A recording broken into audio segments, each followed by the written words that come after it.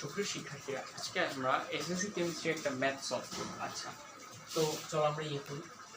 একটি অ্যালুমিনিয়ামের ভর যদি 4.482 ইন্টু 10⁻23 গ্রাম হয়, তাহলে একটু দাঁড়া, 4.482 ইন্টু 10⁻23, আচ্ছা, তাহলে আপেক্ষিক পারমাণবিক ভর কত? চল, এটা কি একটি পারমাণবিক ভর। আমরা জানি আপেক্ষিক পারমাণবিক ভরটা কিসের সাথে তুলনা করা হয়? কার্বন 12 আইসোটোপের 12 ভাগের 1 ভাগের ভর দিয়ে আর কি অনুপাত যেটা আসে সেটাকে আমরা আর কি আপেক্ষিক পারমাণবিক ভর করি। তো চলো, তো ফার্স্টে আমরা লিখি অতএব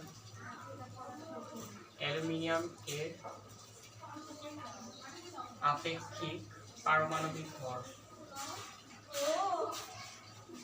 ফার্স্টে আমরা ওইটা দিয়ে ভাগ করবো, কার্বন 12 আইসোটোপের ওইটা কি 1.66 ইন্টু 10⁻24 গ্রাম, হ্যাঁ, 4.482 ইন্টু 10⁻23। চলো আমরা ক্যালকুলেটর দিয়ে ম্যাথটা সলভ করি। আমি একটা কথা বলবো, তোমরা ম্যাথগুলো সলভ করার টাইমে ব্র্যাকেট দিয়ে করবা, তাইলে আনসারটা কি ইজিলি চলে আসে বা ভুল হওয়ার চান্সটা অনেক কম থাকে।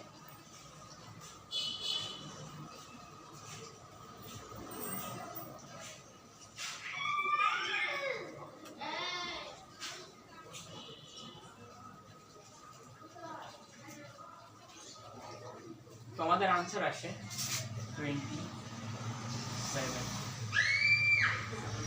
আমরা যদি এমনি পর্যায় সারণীতে চেক করি তাহলে দেখতে পারবো যে অ্যালুমিনিয়াম যেটা, এটার আপেক্ষিক পারমাণবিক ভর 27ই হয়।